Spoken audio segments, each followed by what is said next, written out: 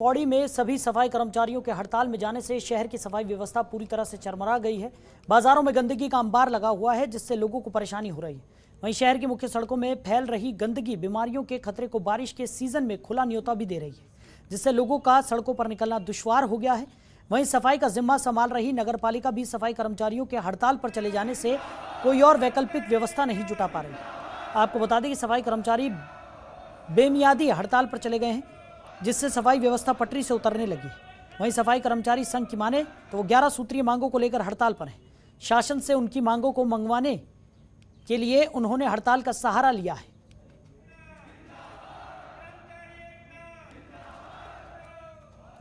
कर्मचारियों की जो हड़ताल है वो उनकी 11 सूत्री मांगों को लेकर के है। पहले भी उन्होंने एक बार हम लोगों को इस संबंध में ज्ञापन दिया था और उस संबंध में उस टाइम उनकी निदेशालय और शासन से बात हो गई थी। तो उस टाइम कोविड के कारण कोविड का हवाला देते हुए वो स्थगित हो गया था।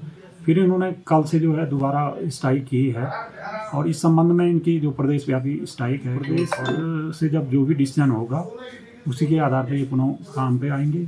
फिलहाल हमने जो हमारे ठेके पे जो हम रखते हैं डेली बेसिस पे, उनसे हम बात कर रहे हैं। पौड़ी में सफाई की जो है व्यवस्था बिल्कुल चरमरा गई है और इस संबंध में हम अभी नगर पालिका ईओ और नगर पालिका के मिल गए हैं। उन्होंने कहा कि इस समय उनकी क्योंकि हड़ताल सफाई कर्मचारियों की हड़ताल है, हम इसमें तुरंत 1-2 दिन में उसकी व्यवस्था कर देंगे, ये उन्होंने हमको आश्वासन दिया। वहीं उत्तराखंड में हरेला पर्व बड़ी धूमधाम से मनाया जा रहा है। इसी क्रम में ऋषिकेश के गौहरी रेंज में भी हरेला पर्व के चलते हरेला सप्ताह मनाया जा रहा है। तो गौहरी रेंज के वाटिका में ARTO ऋषिकेश अरविंद पांडे, यमकेश्वर ब्लॉक प्रमुख आशा भट्ट और योग नगरी पत्रकार परिषद के अध्यक्ष जितेंद्र भट्ट ने बतौर मुख्य अतिथि पौधारोपण किया।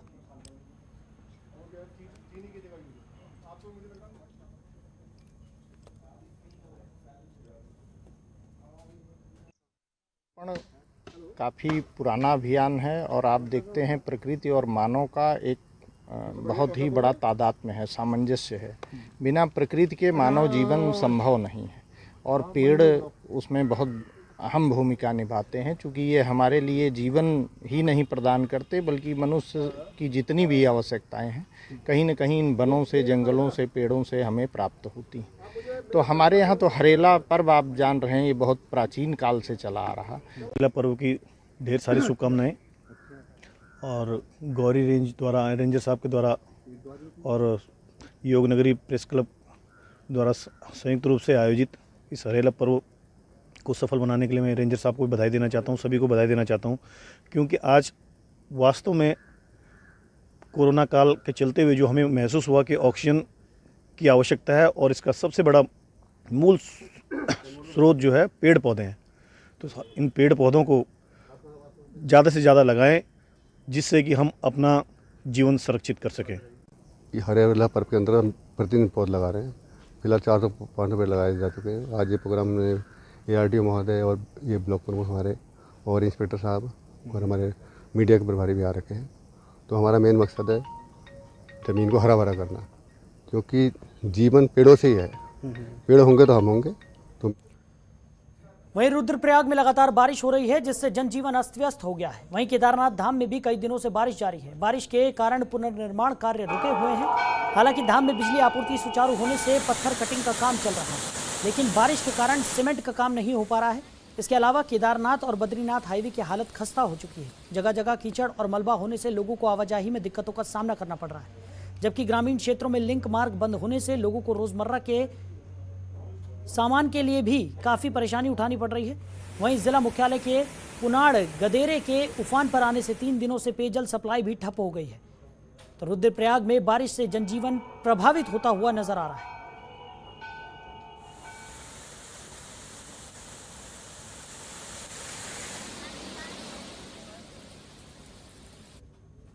विगत 3 दिनों से बारिश आ रही है और लगातार बारिश होने के कारण अभी हमने देखा कि हमारे क्षेत्र में रैतोली में NH के सामने निर्माणाधीन कार्य चल रहा था और उसके बाद इतनी बारिश होने के कारण ऊपर से पूरा स्लाइडिंग जोन बनकर आ गया है।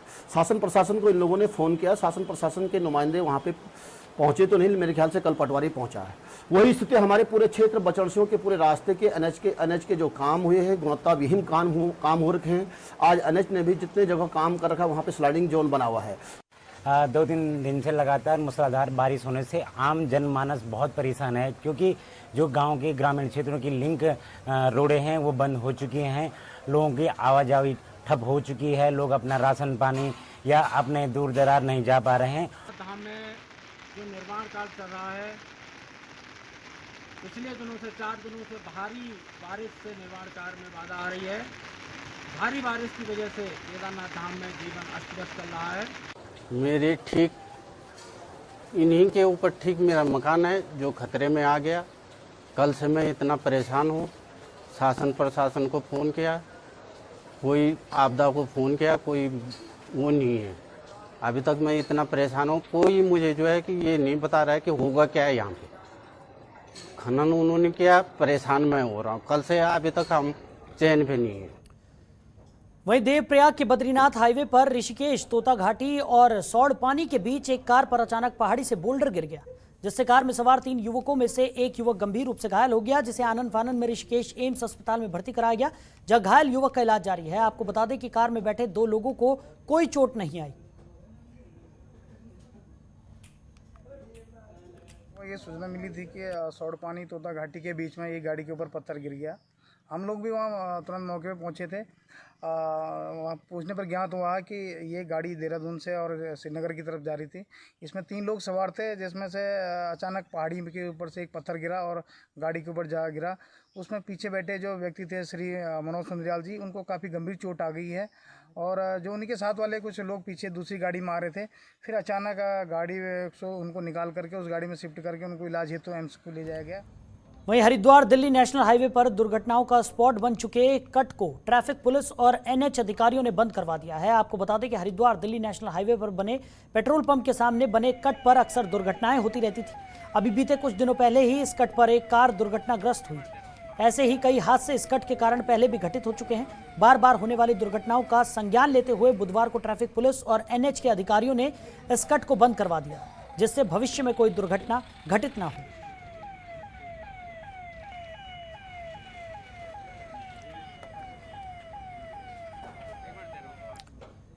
तो फिलहाल इस बुलेटिन में मेरे साथ इतना ही। थोड़ी ही देर में 6:58 पर देखिए सबसे बड़ा अखाड़ा। नमस्कार। खबरों के निष्पक्ष विश्लेषण के लिए सब्सक्राइब करें Jantantra TV and press the bell icon. Never miss any update.